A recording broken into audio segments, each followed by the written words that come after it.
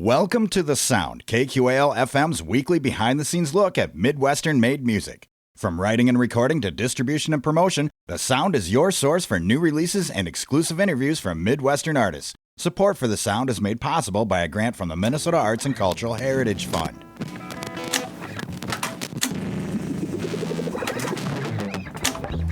Rolling. Last night, I sat alone, just watching the picture show. Hold on tight, because tonight on The Sound, we're going to hit 88 miles per hour as we take you back to the mid-'80s for the Victims album, Silent Dreams.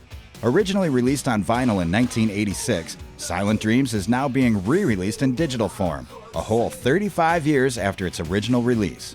We caught up with Victims vocalist and keyboardist Steve Harm to find out what it was like to start a band, make a record, and book tours, all without the aid of the internet. Imagine 3 teenagers in rural Wisconsin in the early 80s creating a buzz across the country, capturing the attention of college radio, record labels, and even Billboard magazine. I'm Bill Stoneberg. Stick around as we take you back to 1986 for the Victims album, Silent Dreams, tonight on The Sound. All night, now don't you ask, and if you know it, oh, I really think that you might with your silent dreams.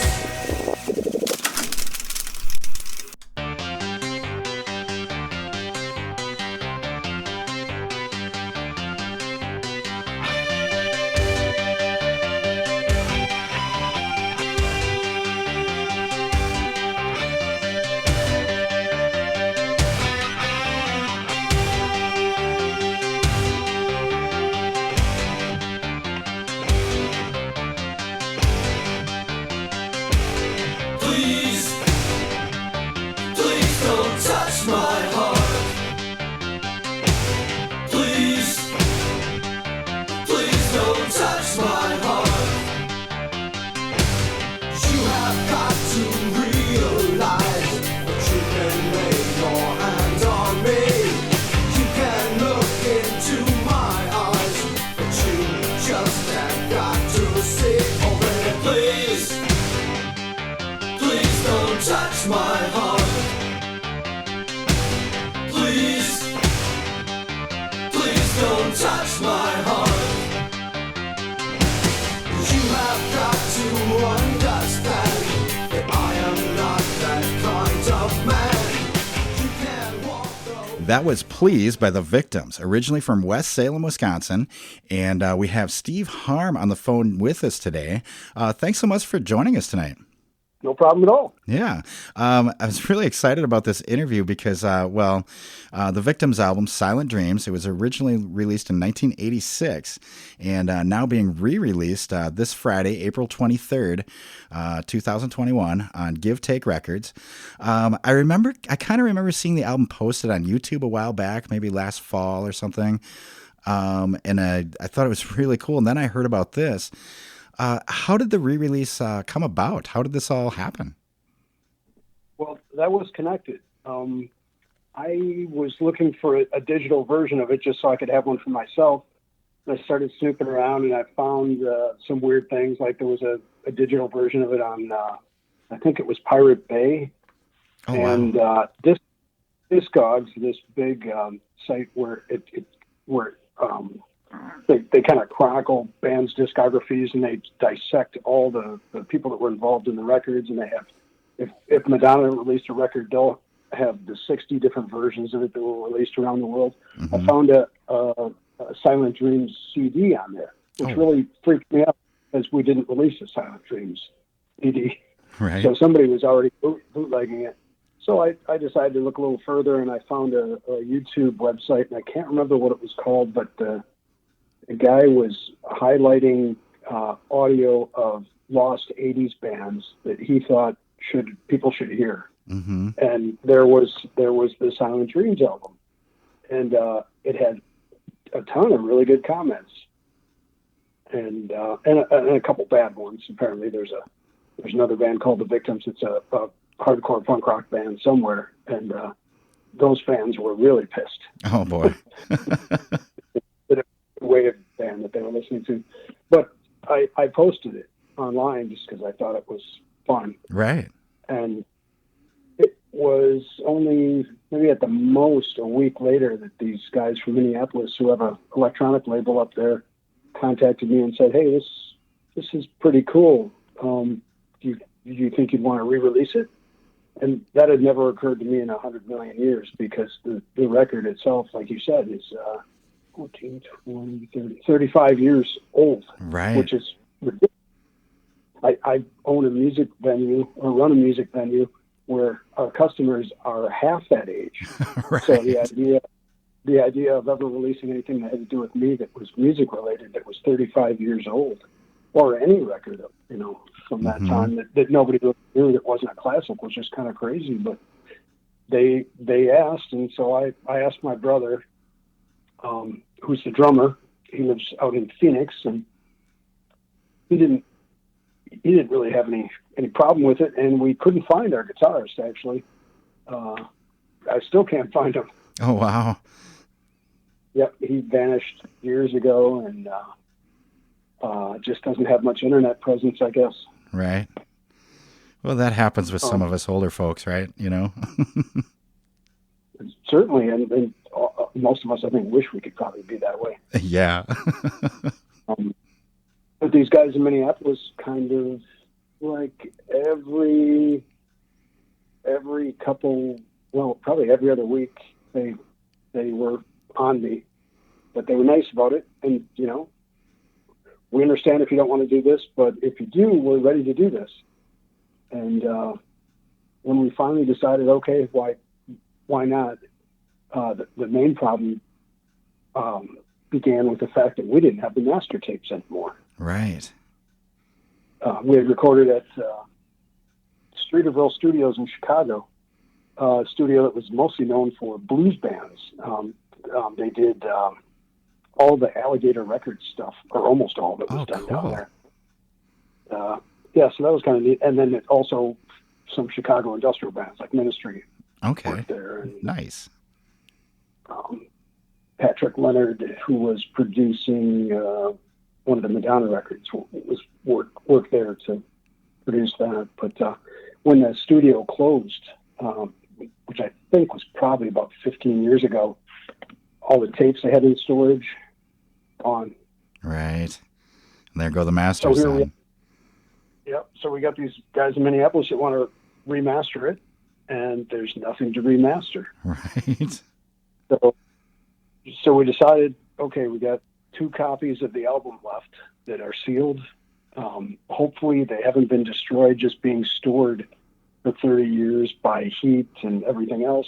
Mm-hmm. I'll send them to you guys, and if they play well, you guys can decide what you want to do. And they found a friend, an audio friend of theirs that they've been working with, that had this ungodly turntable set up, with obviously far more than just a turntable. Right. They sent me a list of the bells and whistles he was using, and he pulled the audio off the vinyl so that the guy who was doing the remastering would have a digital version to work with. Right. Wow. So and even at that point, I was thinking, this isn't happening. You guys are nuts. What did it feel like the first time you heard the digital release? Was it much different? I mean, what did that feel like? I don't have the world's greatest stereo in my office, but I thought it sounded pretty good, and I was listening very close for pops, snaps, misses, everything you get off vinyl, which actually I guess probably wouldn't have bothered me that much. I knew it was vinyl, but it's these guys when they're pushing it, they I don't believe that they've even pushed the fact that we had to get this off the vinyl. But no, it sounded really good. We had when we put that album out, we really knew it was probably going to be our one chance to put out a good product. So we did a lot of delving into how records are manufactured. And also at that same time, 85, 86, CDs were starting to get to be more popular. They weren't all the releases that were coming out then, but they were probably a third or maybe 2/5. Right. And so we knew that if we were going to put out vinyl, which we wanted to do because of the artwork size and everything else, and raised on vinyl, we knew that we were going to have to compete with the sonic capabilities of the CD. So we made sure that the vinyl was going to be virgin vinyl. That when they press a record and they trim the excess vinyl off of it, they'll reheat and use that for another record, typically. Mm-hmm. But when it's virgin vinyl, they don't do that. They take the shavings off and they use them for a different project. For something that's less particular, I guess. Right. And then the original mastering was direct to metal mastering, which I don't quite understand, but Wikipedia has a page on it. Right. And it's something to get the sound of the actual plates that make the record to sound as close to the original tapes as possible. So, okay. at any rate, I knew we had at least, if the album was going to transfer for those guys, it would hopefully be a good copy, because when we had originally done it, some of the reviews we got mentioned how good of a quality sound the vinyl had. Yeah. So we knew it was a good product to work with. I think the Billboard review from Billboard magazine mentioned that. Mm-hmm. Yeah, and I want to talk about that a little bit later. You guys got some good press, just to let everyone know, you can find the album on Bandcamp, well, when it comes out this Friday. Right now, the single Please is out there. But yeah, there's some reviews on there, quotes from the original release, from Billboard, and from a couple college radio stations, too. Very impressive, very cool. I want to talk about that stuff, but let's play another tune for folks. The next one I've got queued up is Silent Dreams. So the first track. So let's get into that, and then we'll talk some more. I'm here with Steve Harm from The Victims. We're talking about the re-release of their album, Silent Dreams. So here's the title track, the first track, Silent Dreams, right here on The Sound on 89.5 KQAL.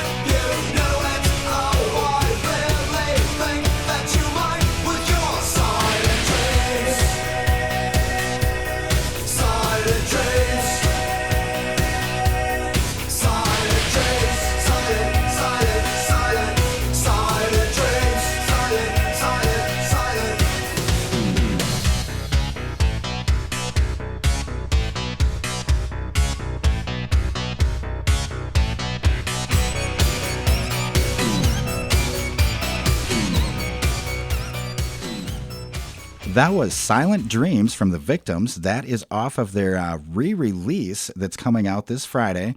The album's called Silent Dreams, and it was originally released in 1986. And we have Steve Harm from The Victims on the phone with us. Steve, so you were talking about the quality and stuff, and it's kind of interesting. The forethought you guys put into it back then in the 80s kind of helped this re-release happen and work as well as it has. Can you take me back there to the 80s? Like, kind of to the beginning, small town Wisconsin, early 80s. How did you guys get started? How did the Victims happen? I know that's a big one. It's a big one, and man, it was a long time ago. Right.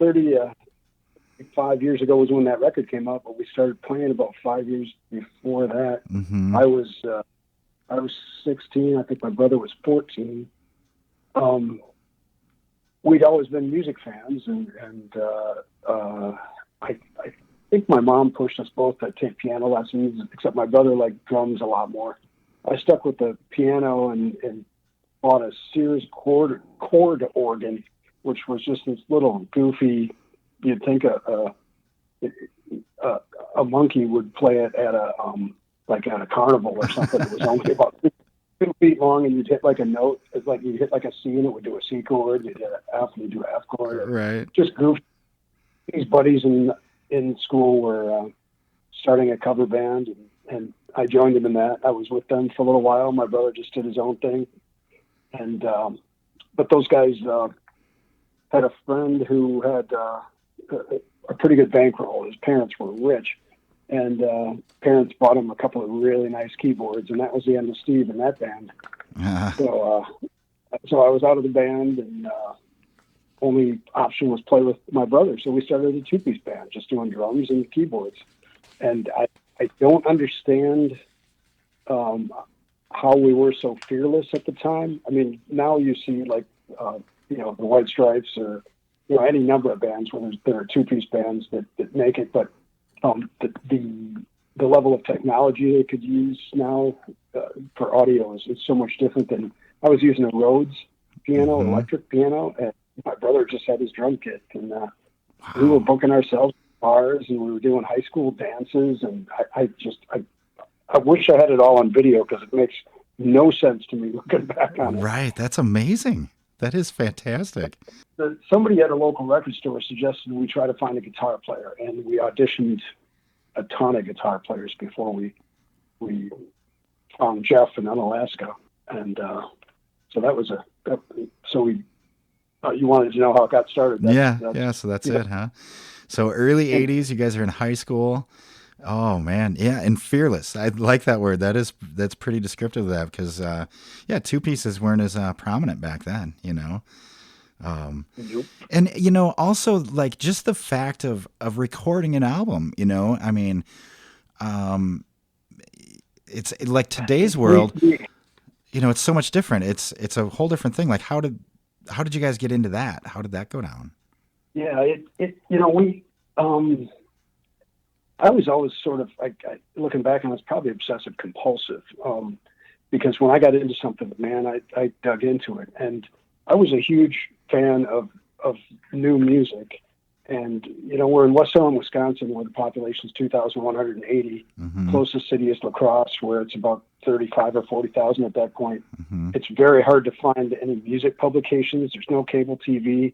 There's nothing. So upon occasion, we would go to Minneapolis, and there was a bookstore downtown called Schindler's that had all of these magazines from Europe and newspapers like New Music Express and Melody Maker, and they were full of reviews, which for me was like finding a pot of gold. Yeah. And I would I'd go through all the reviews, and I'd circle stuff that I wanted, and when I could afford it, I would mail away for it because that's how you did it. There was no internet, right? And you usually couldn't find it at a record store, so I'd have to mail away for it. But it made us want to do original music, hearing new stuff that people were doing. And the next logical step is you do a 45, and we did that. We found a guy up in Ripon, Wisconsin, that had been advertising in some Wisconsin, like one of those calendar papers that has like all the events from all the stuff, and recorded our first single for probably $150 or something at his studio. But that turned out to be Tim Hale, who was just out of school at that point and had started a little studio, and eventually went on to work at Streeterville as one of the top engineer producers there. Mm-hmm. And we kind of lucked out because he carried us the whole way. He was a very, very, very tolerant guy. Right. Oh, that is fantastic. Like, because today, like you mentioned, the internet. I mean, people can go on the internet and find all kinds of stuff out there, find connections like that. But back then, like you said, you had to mail away for music. You had to, scour in the back of magazines for opportunities. That is pretty amazing. You mentioned college radio at one point, and we had some luck on that. We didn't accidentally have some dumb luck on college radio. No internet again, so there was no way to find a listing of college radio stations. But eventually, we found a publication called CMJ New Music Report, which was it was a stapled together like 11 by 17 inch with about probably 15 or 20 pages that came once a week, and it had about 600 college radio station playlists in it from all across the country. Oh, wow. And it would have like the top 20 from all these college radio stations. And at that point, record sales and airplay actually mattered to labels. I don't even know what matters anymore. Right. But if you could get on the college radio chart, then labels were going to look at you. Mm-hmm. So we busted it, calling all of these radio stations, 600-700 radio stations. My poor mom and dad, we had to, we worked out of our house in West Salem. And so we used the house phone, and they could never answer their own phone as the Harm House. They had to always answer it as Zero Budget Records. And then if somebody asked them any complicated question, it was just, well, I'm just the janitor. Let me take that. So I inadvertently, or intentionally, I guess, turned my parents into the janitorial staff at the Zero Budget Records headquarters. Oh, wow. Yeah, so those college radio stations, we found out who the program directors were. We found out what their taglines were, like, this is WLGO, the rock of the Western Valley. Mm-hmm. And we did caller IDs on cassette tape for all those stations. Oh, wow. 600, 700, yeah, and mailed them out. And we sent out postcards with them, asking them, because, again, no internet, what are the good venues in your town? What are the good skateboard shops? What are the good record stores? Is there anywhere else in town we could put up posters? And we started a database, which was handwritten and then later typed by me, but again, no internet. So, so we could actually tour on our own, and we'd know, where to send posters to in advance, and everything that we need to know before we got to the town. Right. Learn the program directors and the college radio stations so good that if we had a day off somewhere between Cleveland and Cincinnati, we're at a college radio station somewhere doing an interview. Oh, cool. And then at a record store, signing some posters and giving stuff away, whatever we could do, which that's, as somebody who books bands now at a venue, I've seen some bands who are really aggressive like that, I guess, go-getters. And then I've seen other bands that they love to schedule their tours so they have 2 or 3 days off and they can just mess around. And, right. Man, the competition, you can't do that. Yeah, you can't really rest when you're doing that.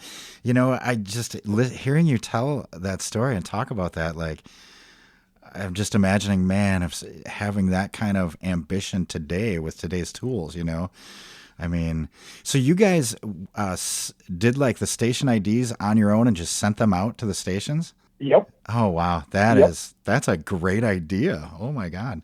I love that. Yeah. And, when you're doing 600 or 700 station IDs, you go insane. So some of them weren't 15-second IDs. Some of them were like 2-minute long epics about, tuning through all the other crap stations in the area. And, oh my God, we put on audio plays probably for some of these guys. Oh, cool. And, we got some responses saying that the people were reacting better to our caller IDs than the record. So is that how you booked the tours then? Is by those connections, right? Yep. Although once we started booking ourselves around the country at at venues. And once we hit a couple colleges, some of the college people told us about NACA, which is the National Association of Campus Activities. Ooh. And that's an organization that has, at that point, had like 9 different regions of the U.S. that they'd have a convention, and all these booking agents would come there and set up a big exhibit hall and try to con these student activities committees into booking their bands. Mm-hmm.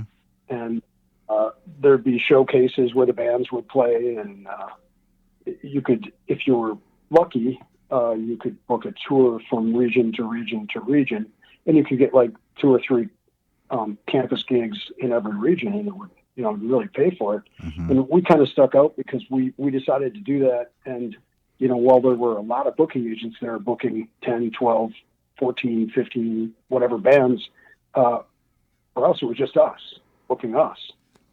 So we had a TV show and some videos, and we were giving away cassette tapes and, schmoozing the activities kids as much as we could. And that really helped us be able to afford the record, because campus activities, I don't want to piss off campus activities people, but campus activities kids aren't always the brightest when you're talking to them about money.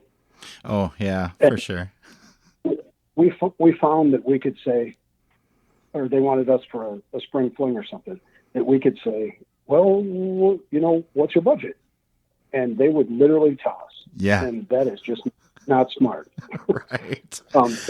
Well, we've only got $1,700, and then you could immediately go, oh, geez, I don't know if we can do that.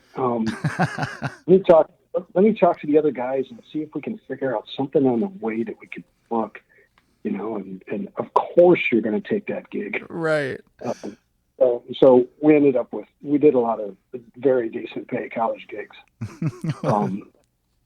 It helped pay for a PA and a truck and the album. Speaking of which, we should get back to some tunes, but I want to ask you more about the distribution process as well, like how you got this out there in fans' hands. But we'll get to that in a minute. I'm talking to Steve Harm right now. He's from The Victims. That's what we're talking about today, the re-release of Silent Dreams. That comes out this Friday, April 23rd. So here is another track from the album. This is called Let Her Go, and you're listening to it on The Sound on 89.5 KQAL.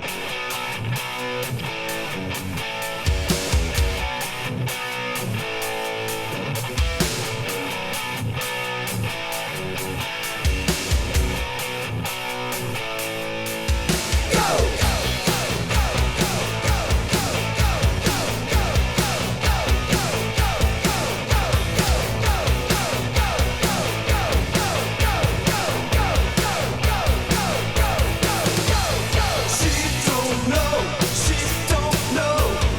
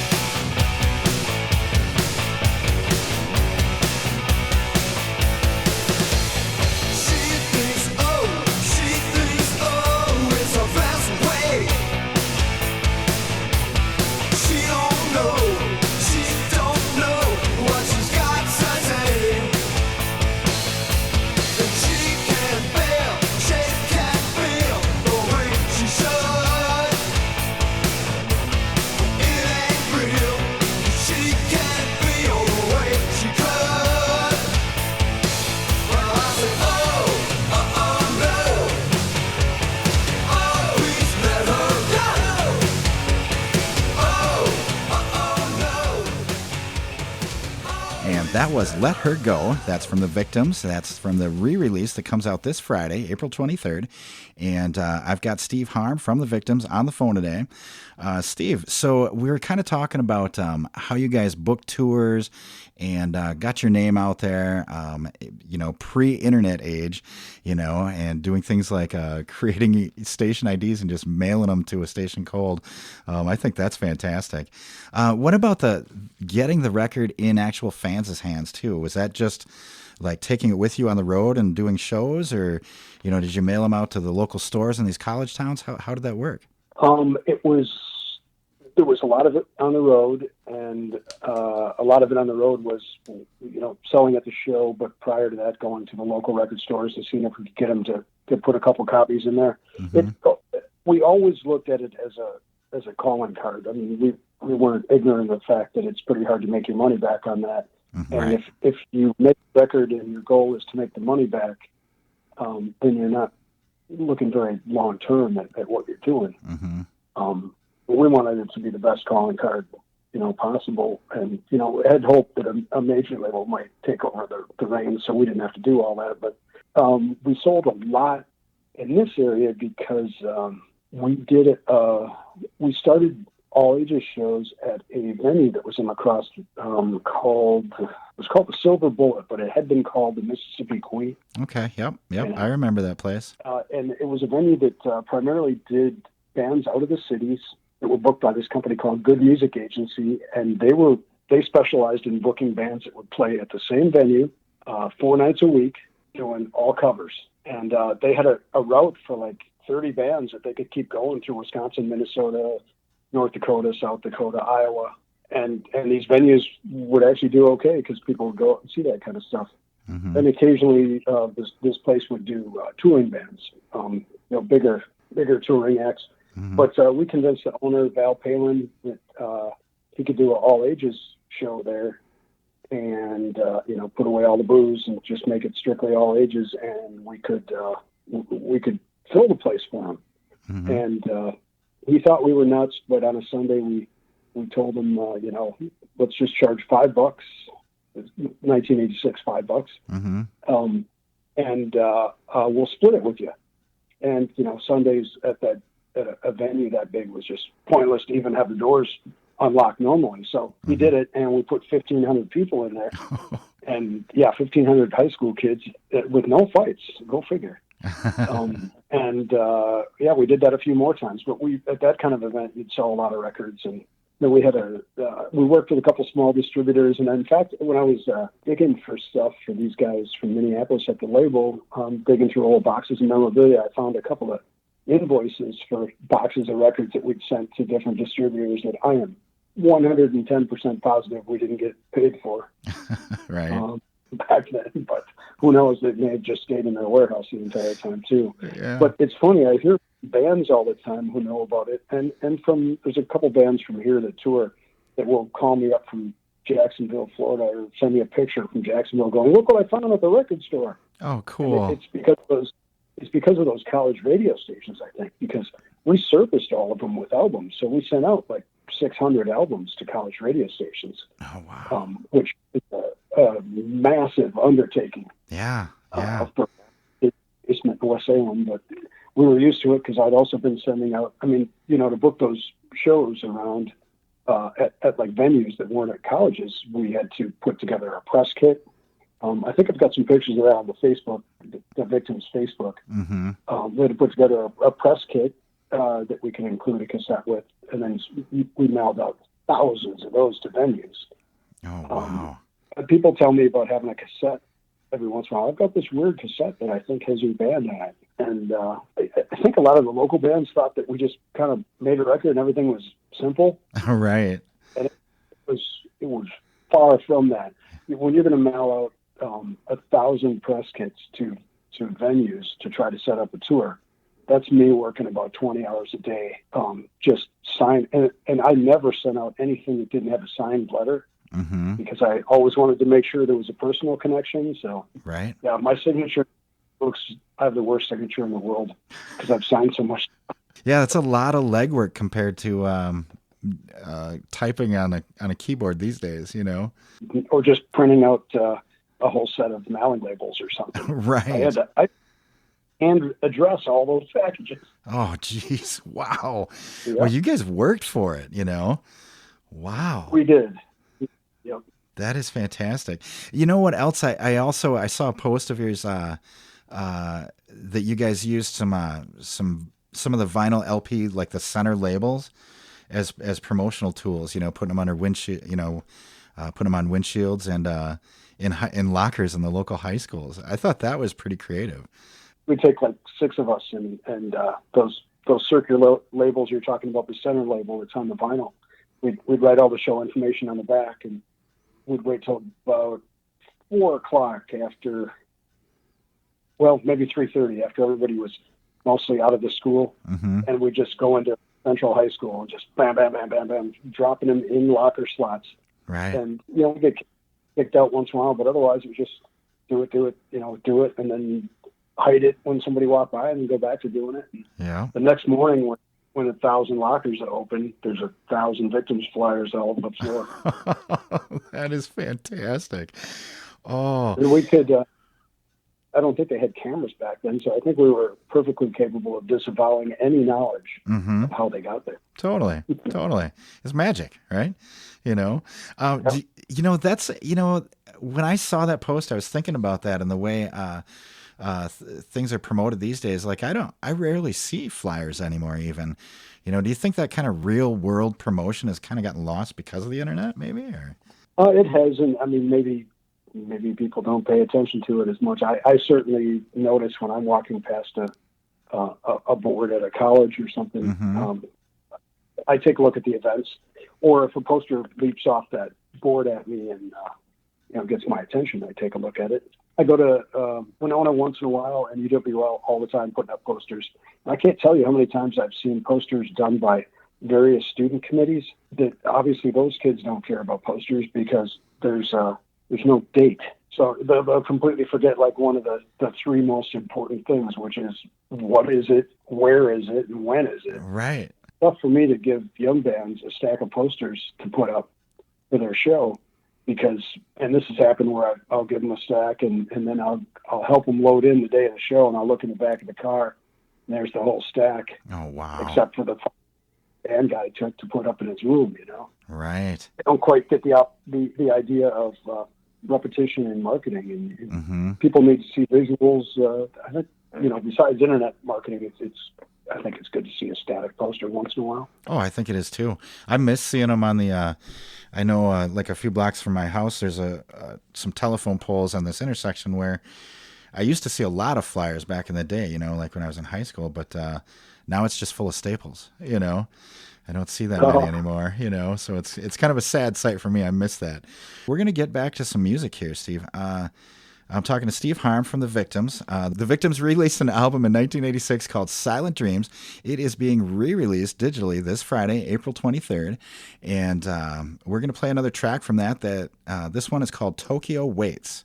And you're listening to it on The Sound on 89.5 KQAL.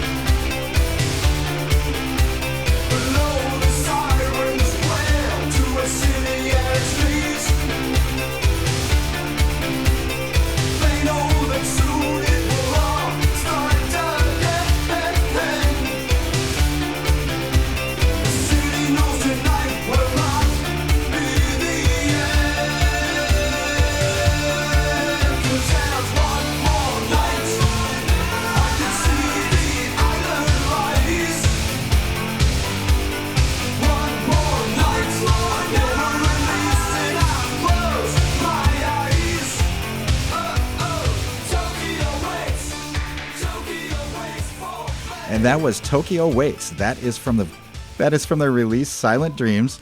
It was originally released in 1986, now re-released this Friday, April 23rd. And we have Steve Harm from the Victims on the phone with us. Steve, so earlier you mentioned a little bit about the college radio play and some quotes from that and some quotes from Billboard. I think that was really cool. I saw that quote. It said, strong synth guitar-driven trio.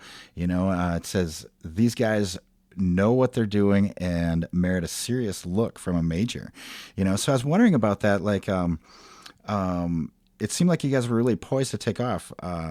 What was that experience like? And, kind of what happened there after the record, hit and you guys are out there touring, you're doing all this stuff, calling the radio stations. What was the next step there? What happened? Yeah, we were certainly in that grind where it was, contact, book, play, come back, book another tour, keep doing that. And it was our own wanting to control everything that was our downfall. And I guess I will say it's my downfall. One of the songs I wrote was a song called So Cold that came out before Silent Dreams. And Chrysalis Records, which was a big label at the time, like an actual major label, contacted us, and they wanted to buy that for one of their metal bands, Armored Saint. Oh, wow. Armored Saint really liked that song, and they really wanted to release it themselves. And silly me had the attitude that, well, if the song's good enough for them to buy, then we're good enough to sign. Right. And I just held back and held back and held back till I didn't want it anymore. And that was prior to the album. And then when the album came out, we were contacted by a few management companies, and it was the same thing. I just thought, well, why do we need these guys who've been doing so great on our own? And I think in reality, we were doing great on our own, but at some point you got to pass the torch to someone who has the ability to do more for you. Right. But it's also got to be the right time. Again, with owning a venue and seeing a lot of these young bands and the advent of the internet, I see a lot of these young bands just getting ripped off by pseudo management companies that contact every single band they can find and say, we can put together a press kit for you and contact these people and contact these people.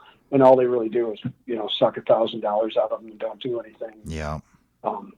It happened all the time with bands. And unfortunately, it's these really young bands that at the point they're at should be working really hard and doing everything possible to try to make their band go. And instead, someone suckers them, they give away the money, and then they sit back and they'll waste a year and a half, and that'll kill a band. Oh, yeah. And that's the end. That's the end of it. And it's really sad. Yeah, yeah. But well, there's shady people in every business. Yes, there definitely is. That is for sure. I'm gonna play another tune. We'll come back and we'll hear more from Steve Harm. We're talking to him about the Victims. Their album Silent Dreams came out in 1986. There's a re-release this Friday digitally, and here's another track from that. This one is called "Won't Let It Happen Again," and you're listening to it on the Sound on 89.5 KQAL.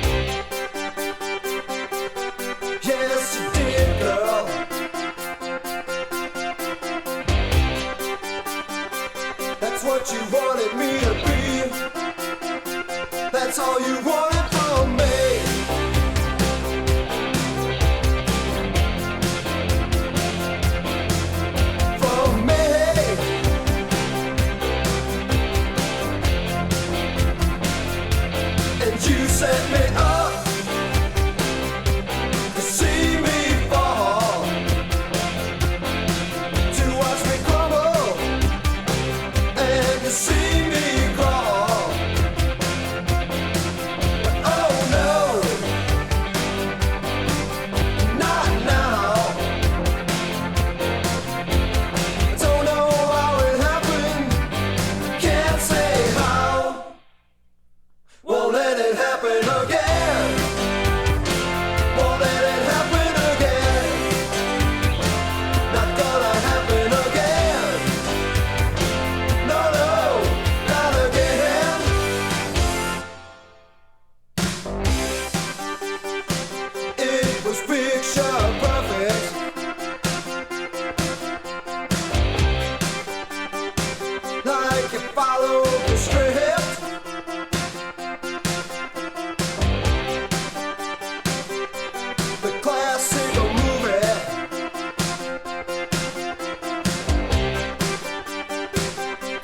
not seem to fit.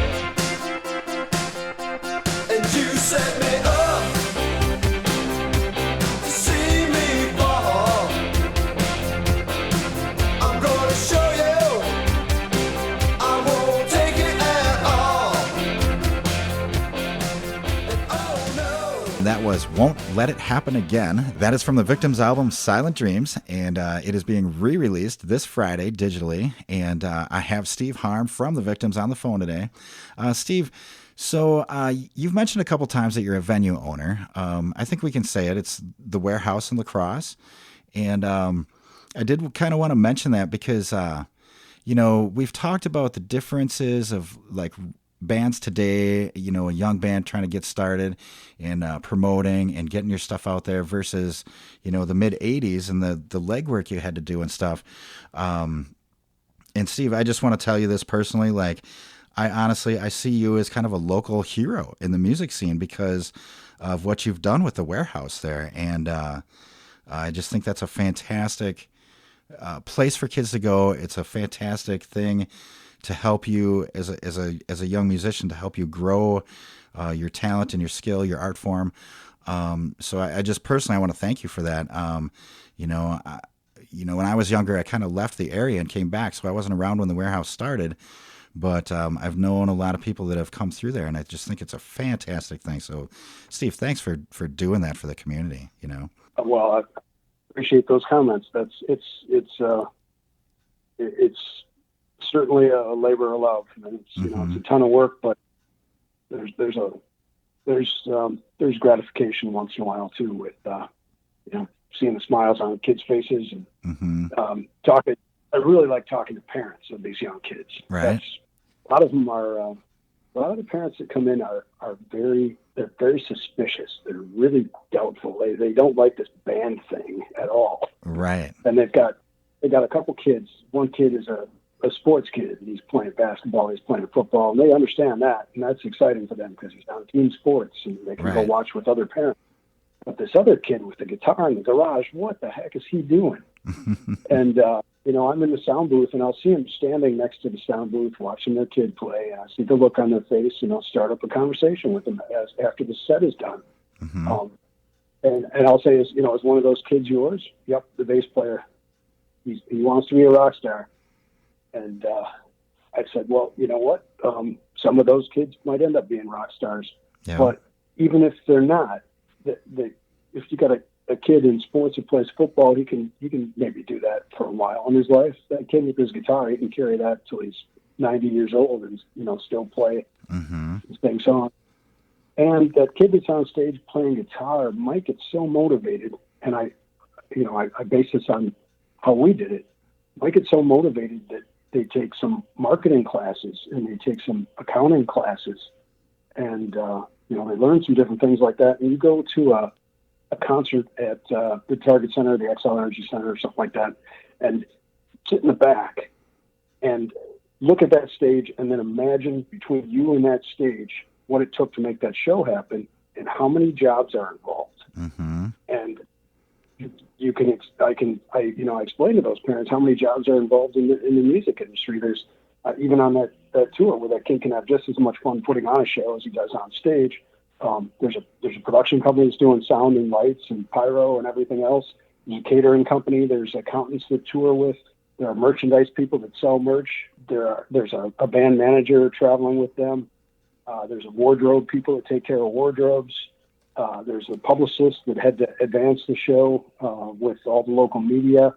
There are radio people that would work the radio. There's a ton of people involved in the music business behind the scenes, and there's a lot of jobs there that the kid that picks up a guitar and thinks maybe he wants to be a rock star could actually end up doing something else and he enjoys just as much. I'm behind the scenes, and it's very rare that I want to get up on stage and play. Very rare. Well, and that's. But I really enjoy having a good show workout where everybody is having fun and the band is having fun and everybody leaves smiling. That's just as good as me being on stage doing it. Exactly. Because the back pulling the strings as the puppeteer to make it all happen, I guess. Mm-hmm. Yeah, yeah.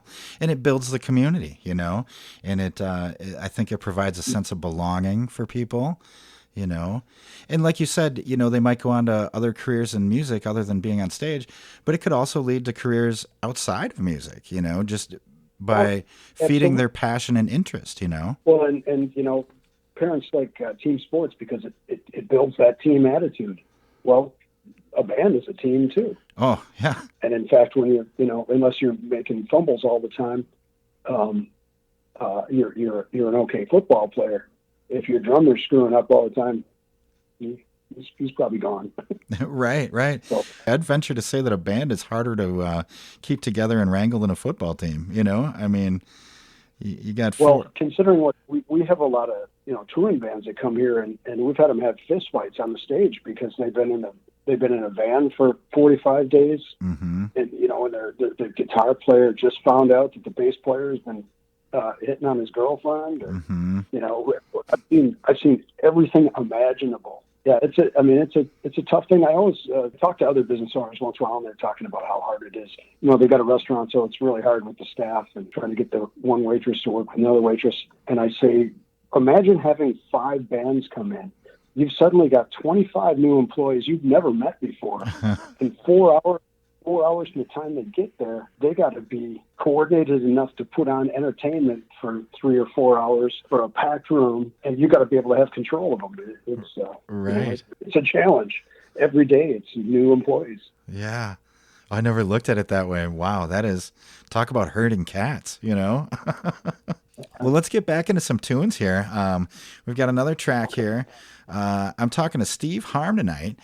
He's from The Victims. The Victims had an album in 1986 called Silent Dreams, and it is being re-released this Friday, April 23rd.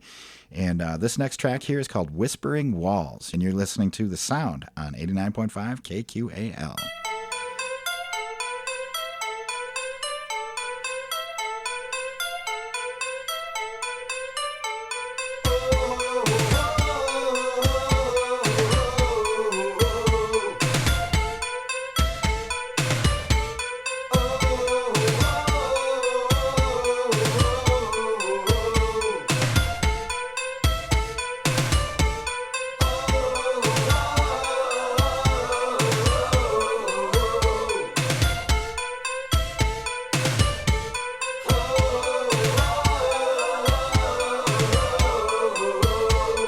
Oh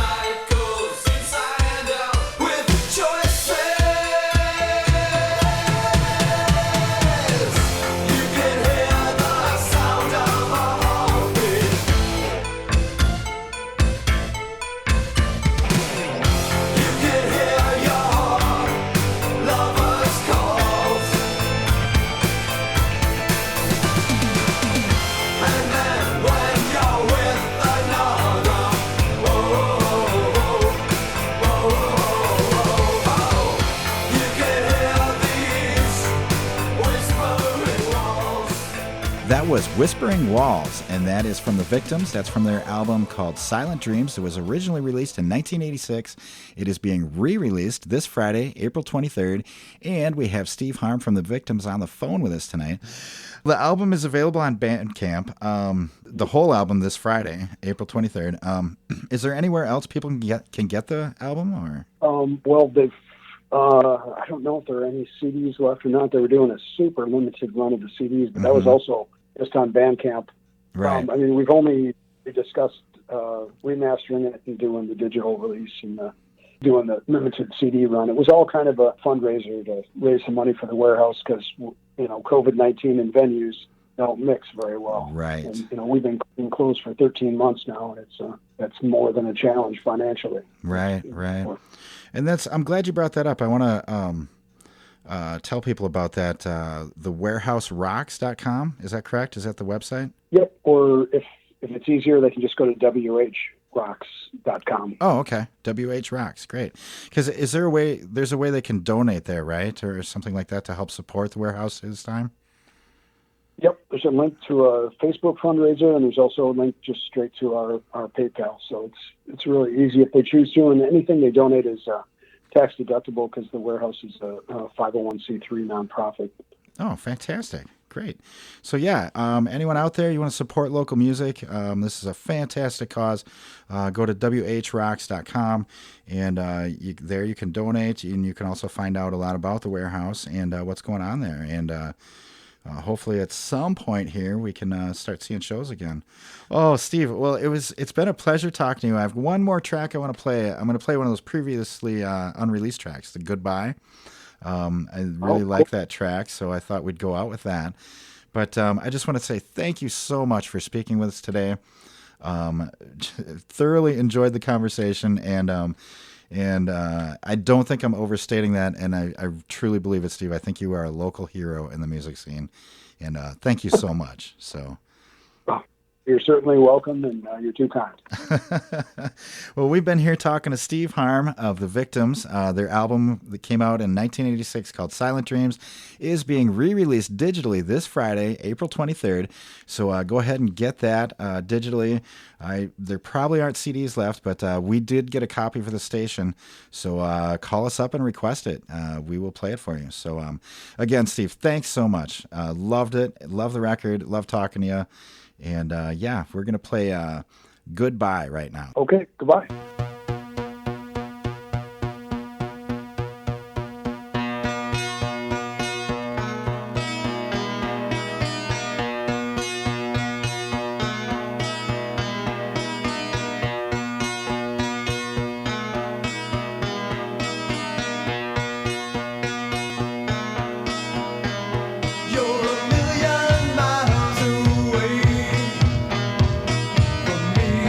Tonight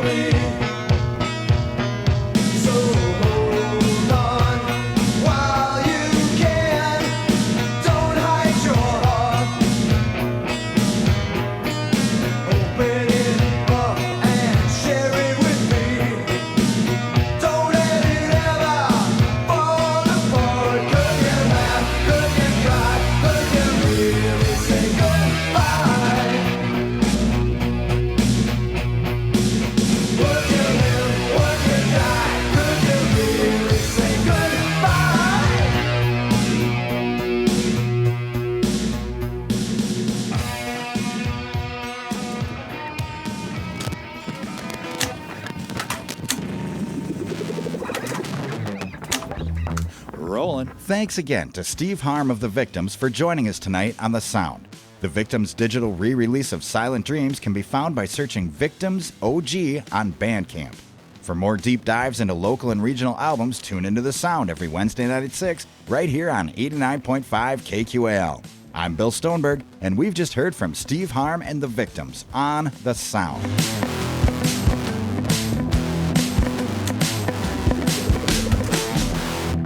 Thanks for listening to The Sound. The Sound is produced by KQAL FM on the campus of Winona State University. Visit us online at kqal.org. Theme music for The Sound provided by Mike Terrell of Fires of Denmark.